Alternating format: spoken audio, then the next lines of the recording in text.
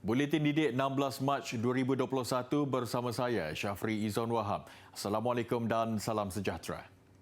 Ruang dan kebebasan yang diberikan kerajaan kepada para pelajar, khususnya pelajar institusi pengajian tinggi IPT, menyampaikan sebarang permasalahan atau isu wajar disantuni sebaik mungkin serta mengikut saluran yang betul. Perdana Menteri Tan Sri Muhyiddin Yassin berkata ia juga perlu disulami sifat tanggungjawab untuk meletakkan nilai integriti yang bersandarkan kepada kesopanan dan kesusilaan. Ia perlulah disulami tanggungjawab untuk meletakkan nilai integriti sebaris dengan nilai rasional selain bersandarkan kepada kesopanan dan kesusilaan. Setiap perkara yang diputuskan hendaklah jauh dari desakan emosi, membuta tuli atau hasutan pihak lain agar darjat eksklusif mahasiswa tidak disalahgunakan. Beliau berkata demikian dalam perutusannya sempena mesyuarat perdana Majlis Perundingan Pelajar Kebangsaan MPPK secara dalam talian hari ini. Selain dengan bakat kepimpinan yang dimiliki ahli MPPK, komunikasi dua hala antara pelajar dan kerajaan melalui forum itu jelas beliau adalah solusi terbaik bagi menyelesaikan isu-isu berbangkit, terutamanya yang berkaitan dengan kebajikan para pelajar IPT.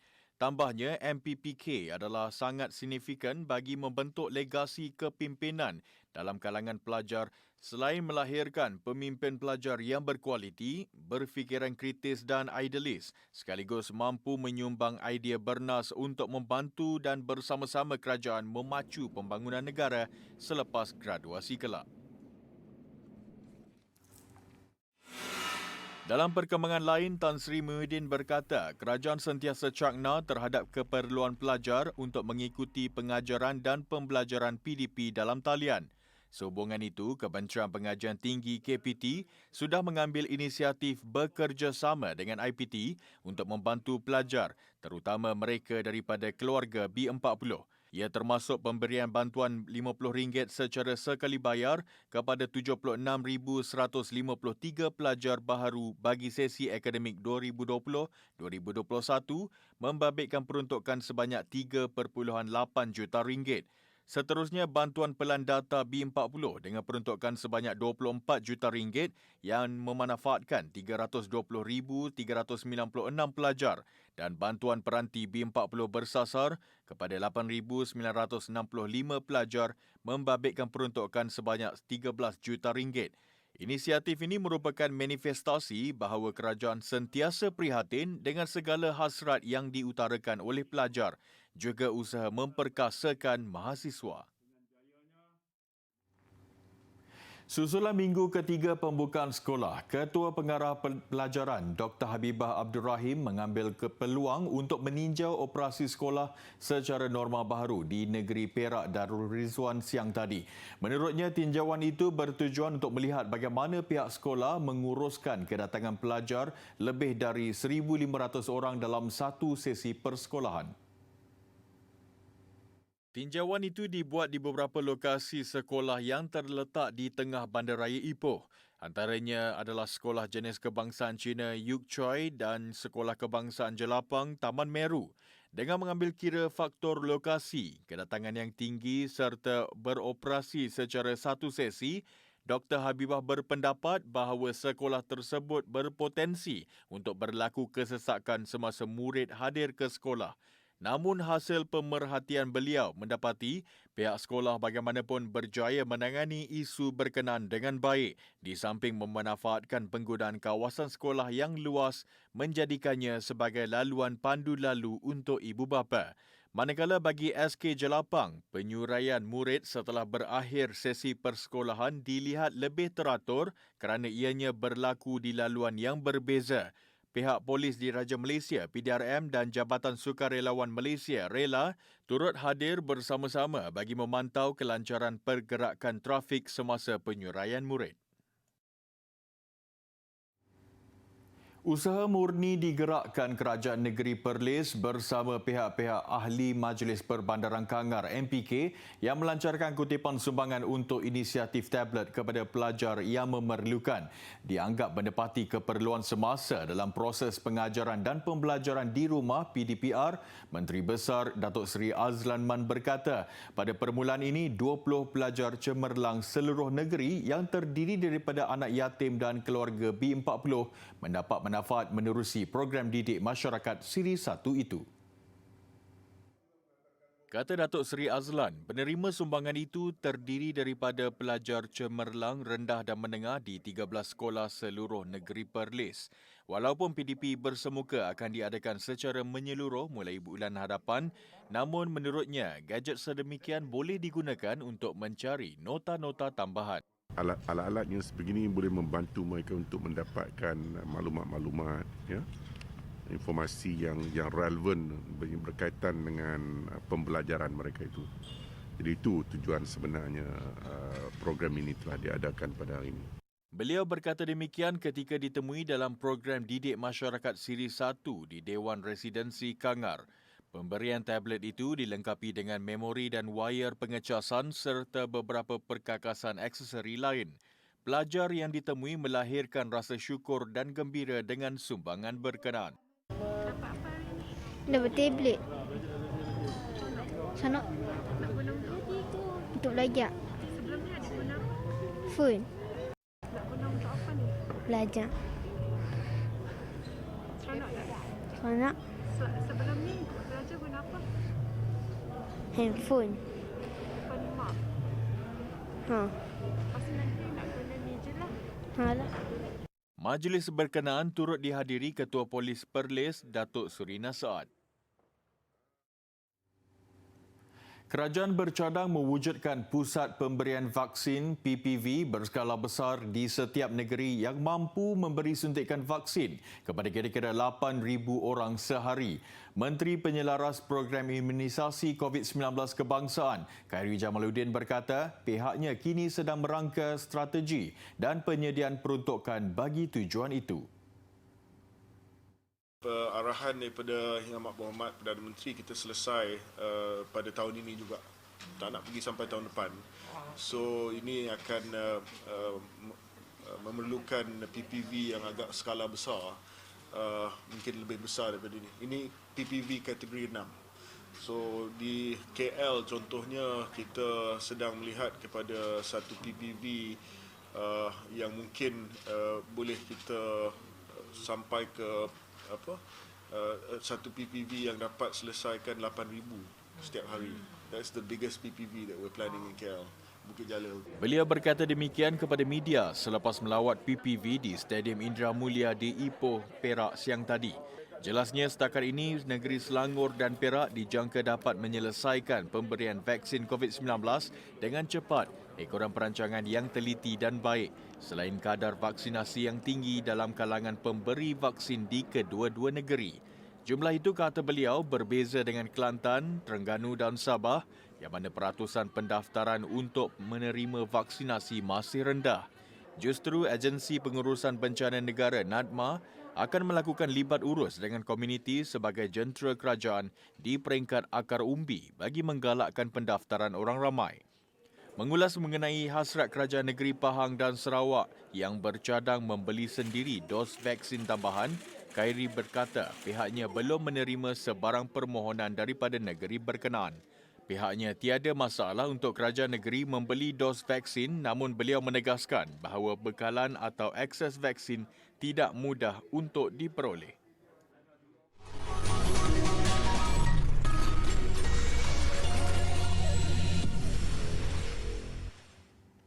Perniagaan Bazar Ramadan dan Bazar Aidilfitri mendapat kebenaran kerajaan untuk beroperasi di seluruh negara. Menteri Kanan Keselamatan Datuk Seri Ismail Sabri Yaakob berkata, bagaimanapun prosedur operasi standard SOP terperinci mengenai kebenaran tersebut adalah ketat dan perlu dipatuhi oleh semua pihak. Antara syarat-syaratnya, lokasi di kawasan terbuka, menyediakan laluan sehala pintu masuk dan keluar yang berbeza, pendaftaran My Sejahtera di pintu masuk, ada kawalan jumlah pengunjung. Waktu operasi Bazar Ramadan dari jam 3 petang hingga 8 malam, manakala Bazar Aidilfitri dari jam 10 pagi sehingga 12 malam. Jelas beliau, berkenaan sudut lokasi, jumlah gerai serta saiz tapak dan lain-lain akan ditentukan oleh pihak berkuasa tempatan PBT di negeri masing-masing. Tambah Datuk Seri Ismail Sabri, juga dibenarkan ibadah solat tarawih secara berjemaah di masjid dan surau seluruh negara. Jumlah kehadiran jemaah adalah tertakluk kepada pihak berkuasa agama negeri-negeri. Perpustakaan digital dikendalikan Perpustakaan Negara menawarkan kira-kira 4,476 judul e-buku, 140 judul buku audio dan 98 judul e-buku dan buku audio di dalam portal U-Pustaka. Rakyat Malaysia boleh mengakses bahan bacaan secara percuma hanya dengan berdaftar dan memasukkan nombor kad pengenalan. Melalui laman web U-Pustaka, orang ramai boleh memilih pelbagai bacaan ilmiah untuk pelbagai golongan dan genre termasuk kanak-kanak dan remaja. Platform carian juga disediakan bagi membenarkan pengguna mencari katalog buku yang terdapat di perpustakaan. Antara e-buku terkini yang boleh dimuat turun seperti program imunisasi COVID-19 kebangsaan. Perpustakaan Negara kiat mempromosikan penggunaan buku elektronik dan platform untuk mengakses bahan-bahan rujukan berbentuk dalam talian. Kaedah mengakses secara digital mendapat sambutan menggalakkan sejak penguatkuasaan Perintah Kawalan Pergerakan PKP akibat pandemik COVID-19. Amat penting bagi kita menerapkan semangat cintakan alam sekitar. Sikap masyarakat yang menjadikan sungai seolah-olah tempat pembuangan sampah atau lebih dahsyat menjadi tempat pembuangan sisa industri dan pertanian antara punca utama berlakunya pencemaran Sungai Ngulang di Perlis yang akhirnya akan menyusahkan rakyat negeri itu sendiri. Nada kesal itu disuarakan Menteri Besar Perlis Datuk Seri Azlan Man yang sedih melihat Sungai Ngulang berubah warna kehitaman. Apatah lagi ia antara sistem saliran yang turut menyumbang sumber air di kawasan Tadahan. Jelas Datuk Seri Azlan, peranan Jabatan Alam Sekitar JAS saja tidak cukup untuk menjaga kebersihan sungai. Rakyat juga perlu mempunyai kesedaran dan rasa tanggungjawab yang tinggi dalam menjaga alam sekitar dengan tidak mencemarinya. Dia orang patut sedar bahawa sistem saliran ini kadang-kadang dia menjadi penyumbang kepada sistem tadahan, kawasan tadahan kita yang airnya akan pergi ke Timur Tasuh dan air itu sebenarnya adalah untuk tujuan minuman dan juga untuk pertanian lah. Lebih dari itu, Datuk Seri Azlan meminta semua pihak termasuklah JAS untuk lebih proaktif dalam menjalankan siasatan, penguatkuasaan dan pemantauan ketat terhadap sektor-sektor perkilangan bagi memastikan pencemaran sedemikian tidak berulang lagi. Beliau menyerahkan tugas perundangan sepenuhnya kepada JAS untuk mengambil tindakan ke atas pelaku sekiranya didapati terlibat. Ketika ini, menurut rekod JAS Perlis, 12 stesen air berada pada kelas 1 dan 2, manakala hanya 3 stesen air yang kualiti airnya berada pada kelas ketiga. Ahad lalu, media melaporkan Sungai Ngulang yang sebelum ini menjadi sumber bekalan air dan lubuk rezeki penduduk bertukar kehitaman dalam jarak beberapa kilometer sungai itu. JAS telah mengambil sampel air bagi menganalisis komposisi kimia dan melakukan serbuan ke atas premis di kawasan perindustrian Bukit Keteri di Padang Besar yang disyaki menyebabkan pencemaran tersebut. Notis arahan dikeluarkan kepada premis terbabit mengikut Seksyen 31 dan 37 Akta Kualiti Alam Sekeliling 1974.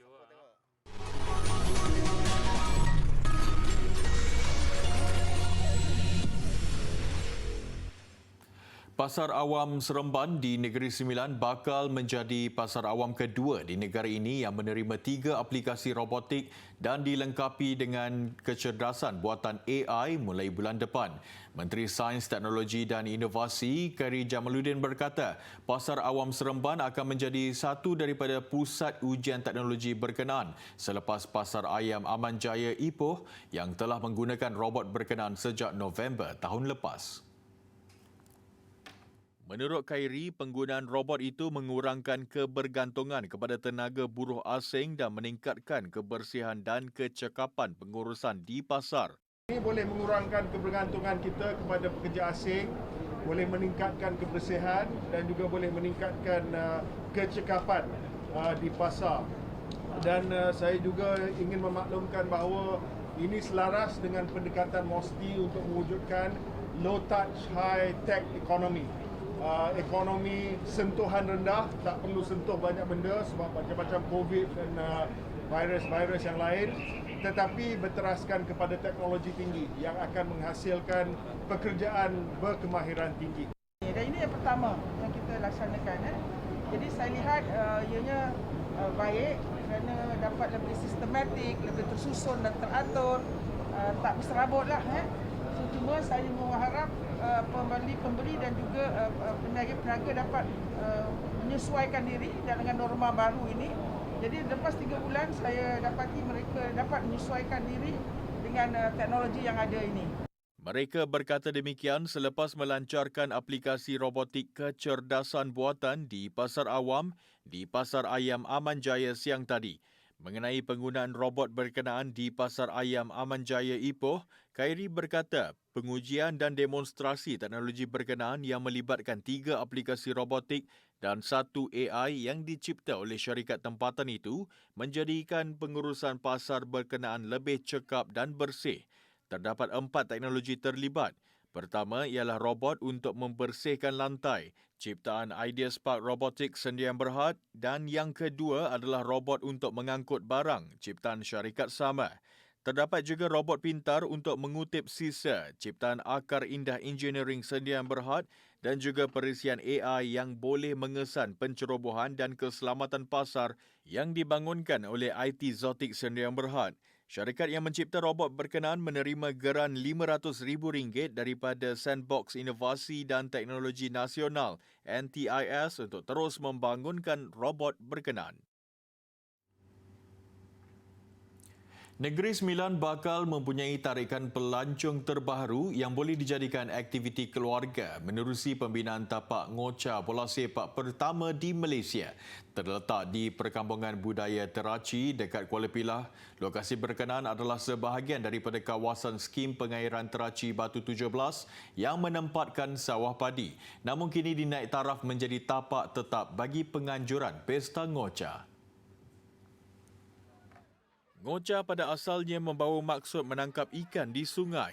Ia merupakan aktiviti sukan rakyat yang popular di kalangan penduduk negeri ini, namun tidak mempunyai tempat khusus bagi acara itu. Justru menurut Pengurus Besar Lembaga Pelancongan Negeri Sembilan, Muhammad Zahir Mazlan, kewujudan tapak berkenaan diharap bukan sahaja dapat memperkenalkan seni dan budaya masyarakat Negeri Sembilan, tetapi juga memberi peluang kepada pelancong untuk merasai sendiri pengalaman melakukan aktiviti mengoca. Akan datang kita akan menjadikan ngoca ini adalah aktiviti tahunan wajib bagi sektor pelancongan Negeri Sembilan. Dan keputusan kita untuk mengguna pakai tapak Teraci ini adalah keputusan bersama oleh kerajaan negeri supaya kita ada satu tempat khas untuk dijadikan tapak ngoca. Boleh dimulakan, boleh digunakan pada bila-bila masa, Tuan D.O. Tertakluk kepada permohonan pertimbangan pejabat daerah. Beliau hadir pada majlis penyerahan projek kerja menaik taraf tapak pesta ngoca oleh Pengarah Jabatan Pengairan dan Saliran Negeri Sembilan, Insinyur Sa'ari Abdullah di Perkampungan Budaya Teraci siang tadi. Kerja-kerja menaik taraf tapak ngoca di atas tanah berkeluasan 5.6 ekar itu dimulakan pada 19 Oktober tahun lalu dan siap sepenuhnya pada 4 Februari lalu.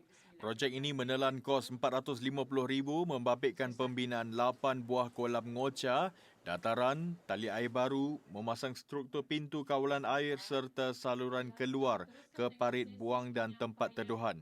Selain tapak ngoca, Perkampungan Teraci juga bakal menjadi pusat sehenti yang akan menempatkan produk pelancongan dan kraftangan dari seluruh pelusuk Negeri Sembilan. Untuk pelajar kekal cegah dalam kelas, sebelum datang ke sekolah, pelajar mesti ataupun wajiblah kena ambil sarapan. Okey, sarapan yang berkhasiat. Paling simple roti pun dah okey sebab roti adalah karbohidrat. Di samping itu pelajar mesti sentiasa membawa minuman. Okey, minuman janganlah botol kecil. Guna botol yang besar sebab minuman juga pemberi tenaga kepada badan kita. Apabila badan kita banyak cecair, jadi darah dapat mengalir dengan elok. Apabila mengalir dengan elok, jadi dapat supply oksigen ke seluruhan badan. Okay? Sebab oksigen ni membekalkan tenaga kepada tubuh badan. Di samping itu juga, apabila waktu rehat, janganlah tak makan. Pelajar kena makan, okay? Untuk dapatkan karbo untuk menambahkan tenaga.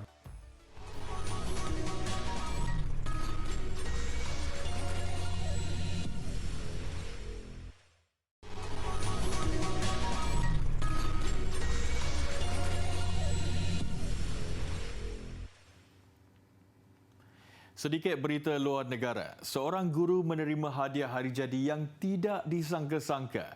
Jose Villaruel, 77 tahun, menerima cek bernilai $27,000 atau lebih RM111,000 daripada seorang pelajarnya. Villaruel sebelum ini berkhidmat sebagai seorang guru ganti selama puluhan tahun di Amerika Syarikat. Namun dia terpaksa menamatkan khidmatnya selepas sekolah melaksanakan pengajian secara dalam talian awal tahun lalu ekoran pandemik COVID-19. Keadaan memaksa Villaruel yang terkesan dengan masalah kewangan tinggal di dalam kereta sejak setahun yang lalu. Salah seorang bekas pelajarnya, Steven Nava, 21 tahun, kemudian terserempak dengan Villaruel dalam minggu lalu. Nava yang sedih dengan nasib menimpa gurunya, kemudian menghulurkan wang $300. Niat murninya tidak berakhir di situ apabila dia mencari dana sumbangan melalui laman web GoFundMe. Usahanya itu membuahkan hasil apabila dia berjaya mengumpulkan wang sumbangan sebanyak $27,000 atau lebih RM111,000. Wang itu kemudian diserahkan kepada bekas gurunya itu untuk membantu meneruskan kehidupan.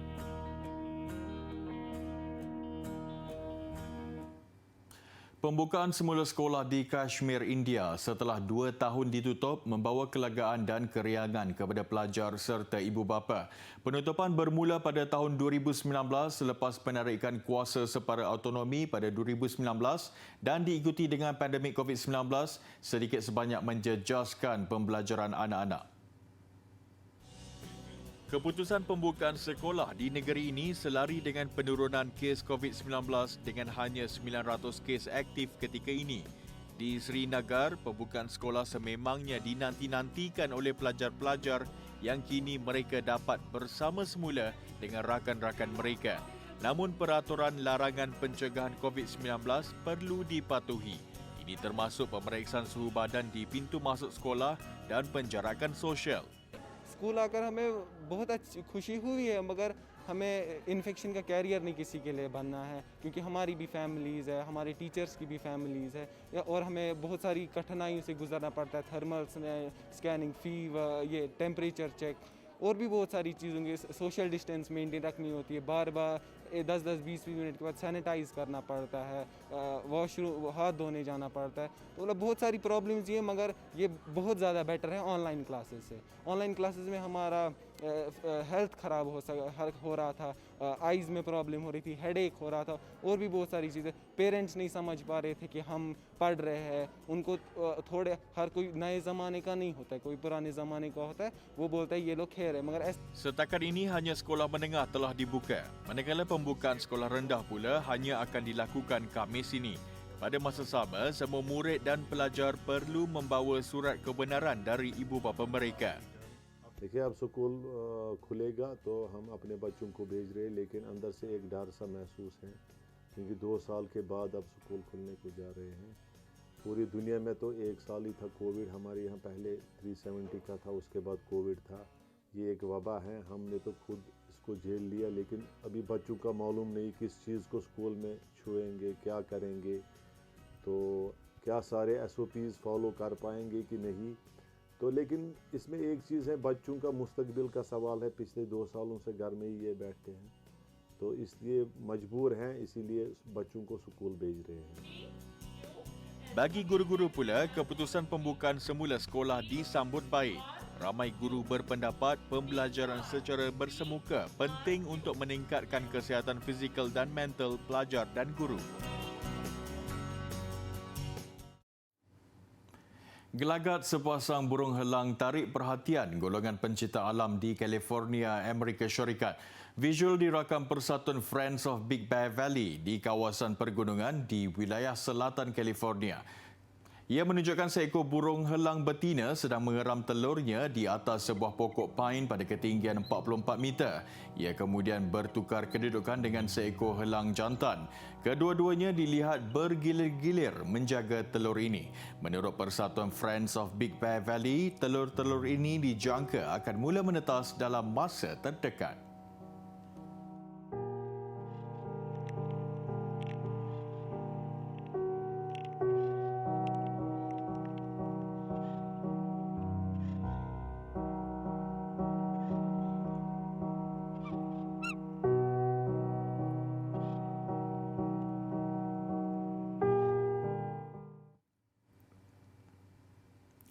Sepuluh tahun berlalu, penderitaan anak-anak Syria berterusan, terpaksa hidup dalam pelarian dengan kekurangan ilmu pendidikan serta keperluan lain.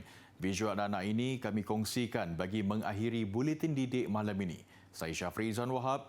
Assalamualaikum dan selamat malam.